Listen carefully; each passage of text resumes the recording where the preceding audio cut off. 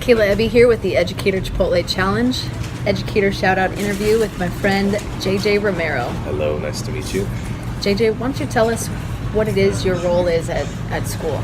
I'm currently a Campus Supervisor at a junior high here in Davis. A great one, I might add. Thank you. I appreciate it. Mm-hmm. I try. Yeah, it's evident. I think it's funny. What or who inspired you to become an educator or to be in education?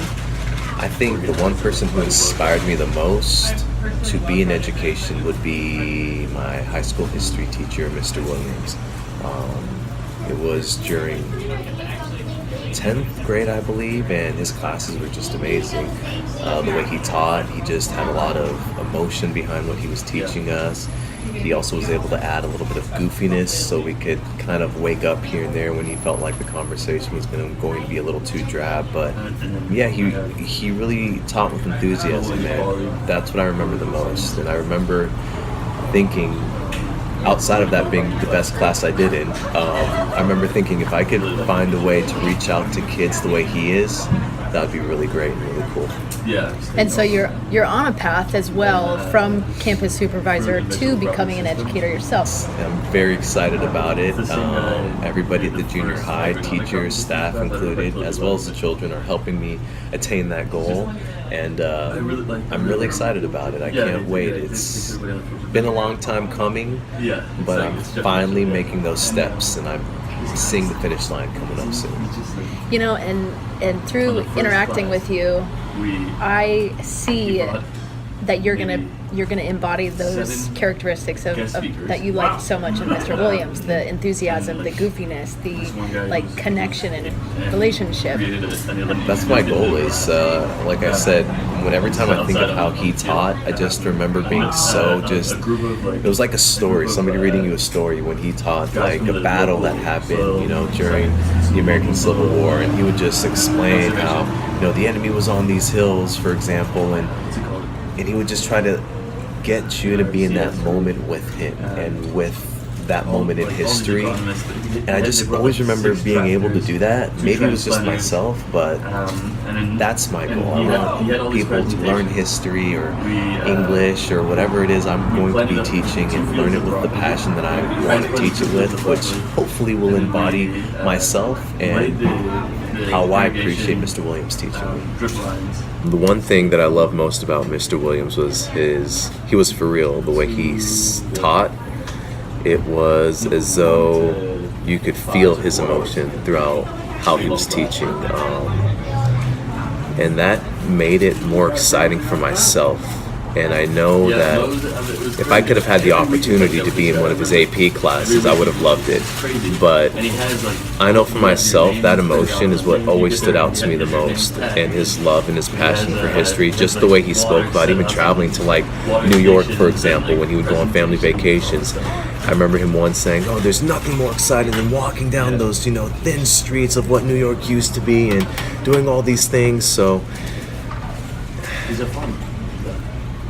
he was really paramount to me deciding at some point in my life that I wanted to start teaching, and he was always there in the back of my mind.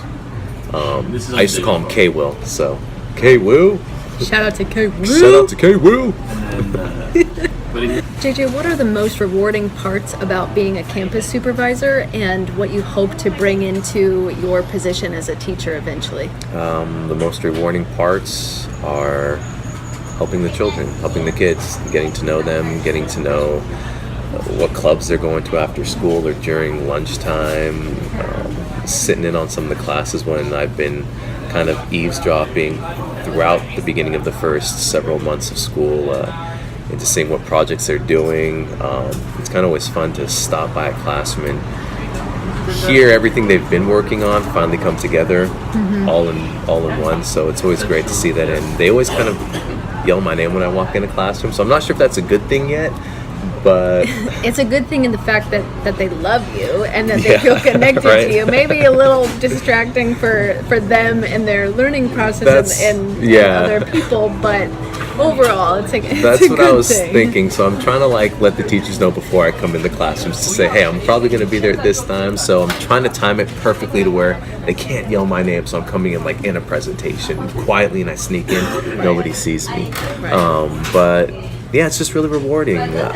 Most importantly, keeping them safe, of course. That's paramount, especially this day and age. But the relationships I'm building are truly amazing so far. And for a moment, when I thought I wanted to teach, when I knew I was going to start teaching, I wanted to go down the path of being an educator. I wasn't sure if I wanted to do high school or junior high. And I think junior high, the relationships are just so much more raw and so much more, I'm not sure if the word manageable is right, but it's just more, there's just more to it, I think, than a high school relationship for myself, to where they're still in that goofy stage. You can still kind of, give them little life lessons, and they'll actually listen to you. They don't know it all yet, as we all do in high school. Right. But if I were to become an educator, those are the same type of goals that I would want. I'd really want to try to push those ideas and hopefully try to still reward myself with how I feel right now, and the fact that, I love these kids. They're great, and I want to see them make the best out of what they have. And if I can help any way possible, I'm there.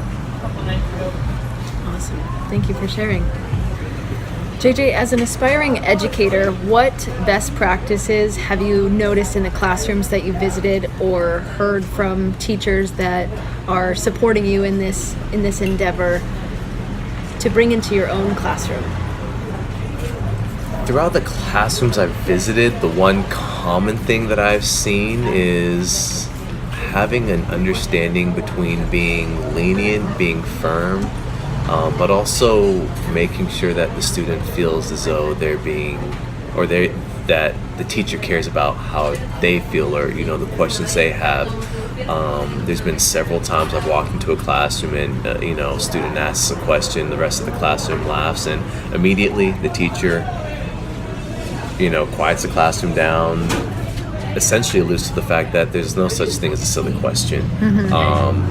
Thus kind of empowering that student who felt slightly silly maybe initially for asking the question, but also at the same time letting the classroom know, hey, you should be asking us questions. You should be here to let everything off your chest, because if we can answer it, we will any way possible. But that's just one of many things. Like there's some classrooms I go in, and just the group setting that the kids are working in, and the way the teacher's working with each group, going around and just laughing with them, being involved in the activity with them, that's great. That's something I'd want to bring to. And even just with kids who feel, again, maybe slightly less comfortable in their group, finding a way to make the group embrace that uncomfortability so they can all work together on the same page, which I've seen countless teachers do as well. The way you talk to the class when you're teaching or lecturing. I've been in several classes already where not just several, every teacher's class who I've walked into, they teach with such emotion, and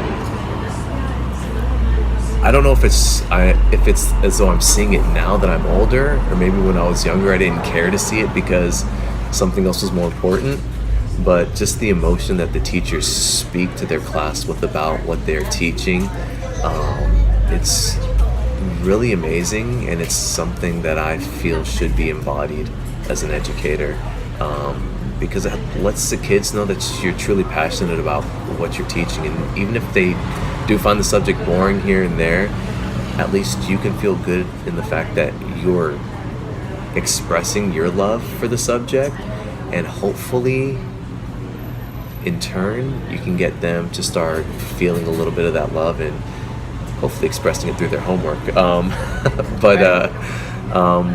I think that's, I'm sure there's so much more, but I think the classes that I have been in, and even with just the advice I've been given to always stay planned ahead of time, try not to say things for the last minute, I think that just goes without saying, but it's one thing to practice it, it's one thing to preach it. So I think as a teacher, you just always have to be on the A game. And one of the other important things is to reach out to other teachers, reach out to your, I guess, what would you call them? Your teammates, your teacher teammates, your staff your buddies, your colleagues. Your department and colleagues. Yeah, perfect. Yeah, I think that's it. And anytime you need help or you have a question, don't hesitate to ask. I've already been on some of the Wednesday morning meetings with the teachers when they're kind of going over their curriculum, just to kind of get a better sense or feel of how things are looked at through the junior high. And the one thing I've noticed is everybody is on par with helping one another at any given moment. It's so open. One teacher asks, hey, I might need this or that. Another teacher automatically, if they have insight into the situation, raises their hand. They're willing to help at any given moment. So I think as well, being open to helping your fellow colleagues, your fellow teachers along the path, or while you're even an educator at that same moment, will be so important too, because you can't do it alone. Right. I think that's the one thing I've learned throughout my time here, is that you can't do anything alone, and to always embrace help. It's really important. Absolutely. All right, this has been Kayla Ebby and JJ Romero with the Educator Chipotle Challenge. Today's Educator Shout Out Interview was Mr. Williams. K-Will! And on that note, I just want to say, at least to Mr. Kevin Williams, I appreciate everything you've done for me. Even though you don't know it, you really set the tone for what I wanted to do with my life. And that means much more to me than you will ever know. I constantly talk about you to friends, fellow educators who are aspiring to be an educator as well. My boys, my wife, and the one time you helped me, my friend, when I was kind of down and out, and you emailed my mom, and I got so angry with you. And then I remember you calming me down and just speaking to me and letting me know that you were worried about me, and that was really cool. I'll never forget that. And I think when you did that, that really set the tone for me to how much I respected you. So you taught me a lot, more than you know, like I said already, but you really are a special teacher. So keep it up, and hopefully someday I can be just as great as you are. K-Will! K-Will! In case any educators out there are questioning whether you are making a difference in young people's lives, JJ Romero's story, shouting out to Mr. K-Will, is evidence that yes, you are, and you may or may not know it. You may or may not know it your entire career. You may know it immediately after you reach out to a student who is struggling and reach out to their parent, that you are making a difference. Part of the purpose of doing this Educator Shout Out interview over the course of an entire year is to highlight stories of how educators positively impact people's lives. So thank you, JJ, for sharing your story of how an educator has positively impacted your life and inspired you to become an educator and continue that circle of impact. Awesome. Thank you. Educator Chipotle Challenge. Peace out. By the way, I haven't had Chipotle in like 10 years, and it is slamming. So good. Yeah, the tofu, the vegan style, bomb. Diggity.